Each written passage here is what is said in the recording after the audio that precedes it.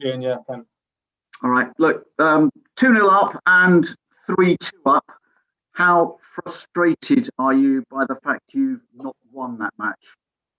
Yeah, frustrated. And the players are, and they would be, because the first half was as good as we played this season, very much so. We played some great football. Get our 2 goals, could have more. When you concede before half time, you know that changes the tone of the game a lot. And then, as you say, we go 3-2 up again, and we concede a late goal from a free kick. So it's disappointing. You want to pick up points at home against teams like Southampton, but you have to respect that they're a very good team and can make it very difficult for you. And when they made it difficult in the second half, we could have certainly dealt with it better.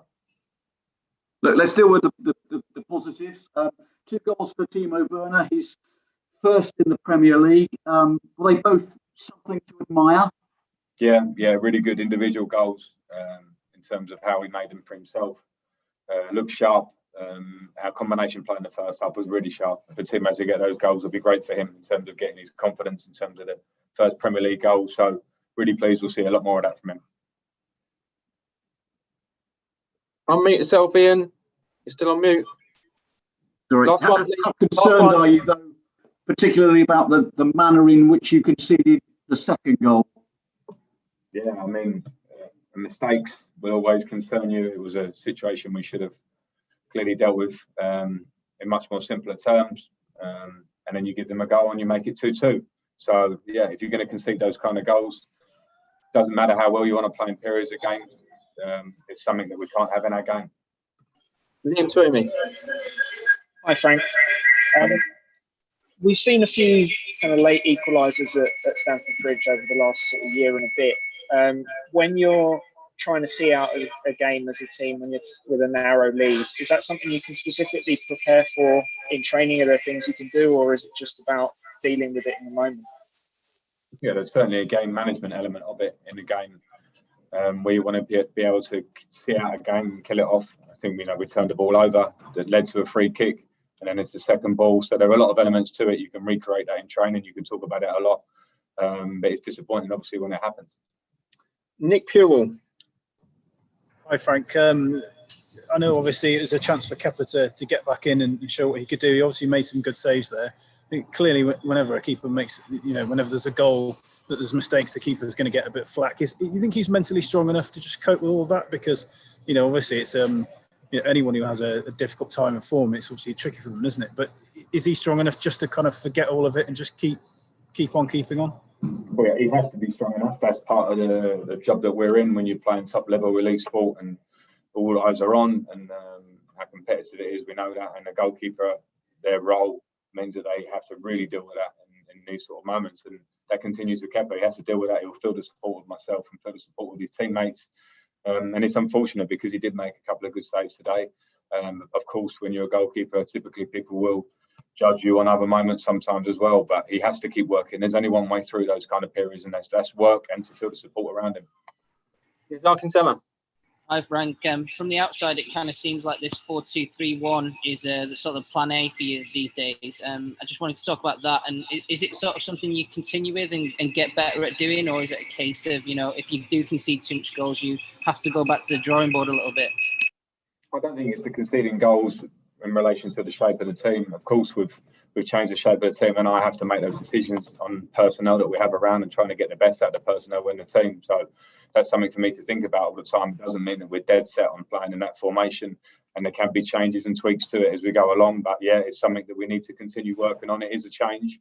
Change needs work on the training ground. We haven't had that much time on that. So sometimes the working process is in games. And today there were loads of great things from the 4-2-3-1, particularly in the first half.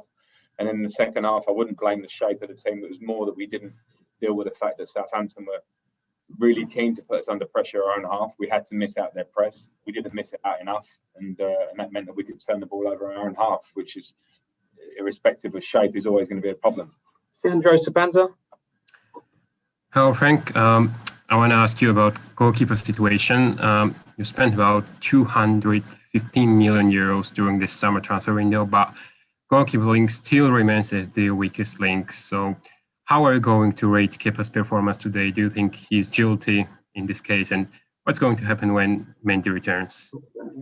Well, I was just talking about Kepa there. He makes 2 really good saves in the match today, but of course, people's eyes will be drawn to the second goal, and I understand that. And it certainly wasn't just Kepa that was involved in that goal. So that's the unfortunate world of being a goalkeeper. And it's clear Mendy is at the moment injured and will be probably fit in the next week or 2 weeks, and then that'll be the decision for me to make about who plays.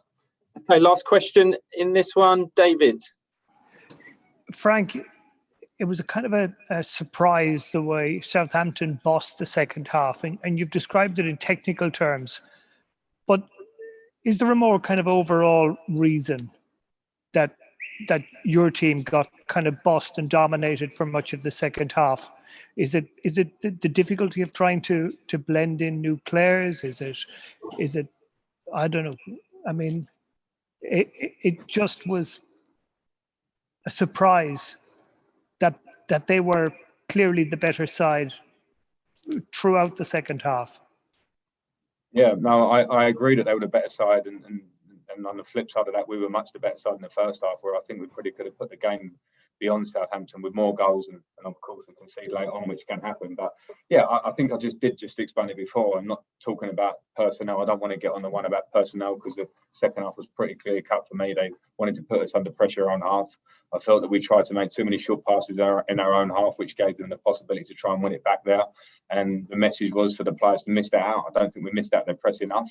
And that made it much more difficult for us to have the control we had in the first half. So games like that can swing, and when they do swing against a team with the qualities of Southampton, what you want then is to, when you get 3-2 ahead, to make sure you see out the game. So that's obviously the disappointing factor from our point of view. Okay, that's the review of today. This is now Monday. It's got an embargo of Sunday night